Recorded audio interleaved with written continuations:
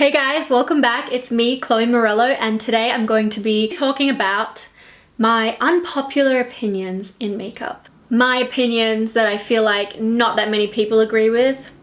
Let's get into it. Guys, I'll also give someone the chance to win this Too Faced Natural Matte Palette. So you just have to be subscribed, have the notifications turned on, comment within the first 12 hours, and thumbs up the video. Super easy, guys. I love my notification squad. All you guys that comment first thing, I love you so much. Yeah, you get a chance to win this. I would just like to know in the comments, what is your unpopular makeup opinion? Let's just get into it. I did film this makeup demonstrating some of my thoughts. But otherwise I will just be talking to camera. Guys, listen to me now. Creaseless Concealer is not creaseless. If you have under eye creases, which I'm sure 99% of us have them unless you're a baby. And if you're a baby, I don't think my videos are appropriate. So click out now. If you have under eye creases, I am so sorry. There is no creaseless concealer in the world that is going to smooth out those creases or won't settle in those creases. If there are lines under your eyes, whatever you put in there is going to go in them. I guess there's just products that settle in them less, and you gotta find that. So, okay, another one, shimmer in the crease. Why can't I put shimmer in the crease? Why? Explain it to me. Like, what's wrong with having a bit of shimmer in the crease? I like it. It looks glistening. Still defines the area. That's what I want. I guess, unless you're trying to contour the eye without allowing people to think that you're wearing eyeshadow, like, why can't I wear a purple shimmer in the crease? Purple eyeshadow is not gonna fool anyone, Linda. I know that's not a natural shadow, it's purple. Do you get where I'm going with this? There's nothing wrong with a bit of shimmer in the crease. It looks pretty. Try it next time. The next unpopular opinion is that I think a lot of people are finally catching on to, but my gosh, I still get so many comments telling me that I've mismatched my foundation. Never match to your face if your body and your face are different colors.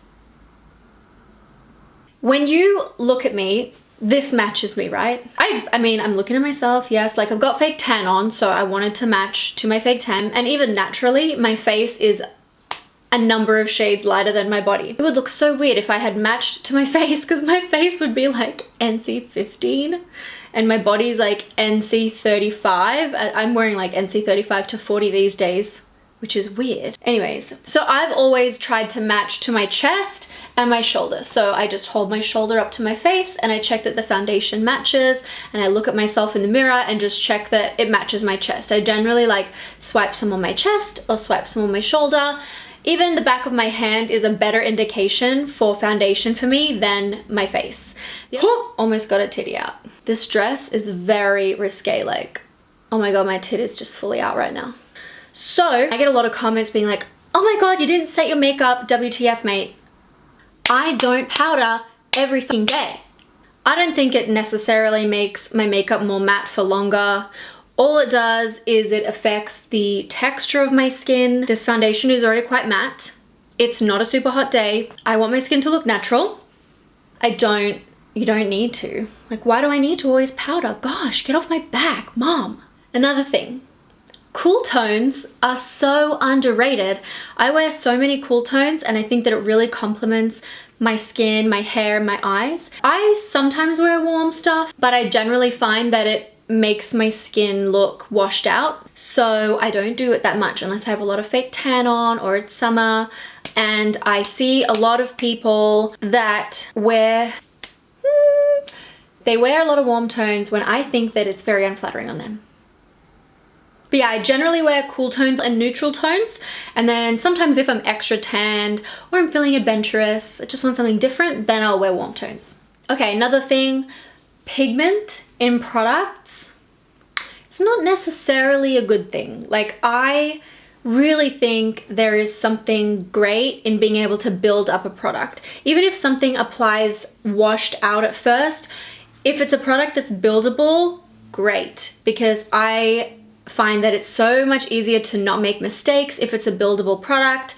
And sometimes I don't want like a super intense eyeshadow that's difficult to blend out. Generally, if something's a more buildable formula, it's easy to blend because you can layer it slowly, and I'm less likely to make a mistake by accidentally putting on too much in one go. So I always look for non-pigmented products such as bronzers, because that's especially where I want to build up in a couple of layers, step back after the first layer, check how it's looking, and then come back, because this is how I keep getting that peanut butter face. The product is too pigmented for me. Okay, matte liquid lipsticks.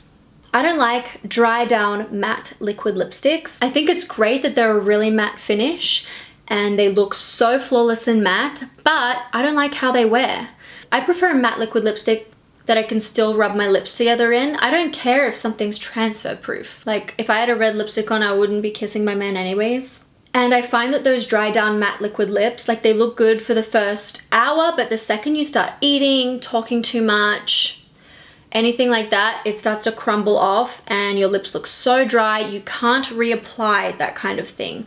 Once it's fully dry and you start applying over it, especially after it's crumbling off, it looks really nasty.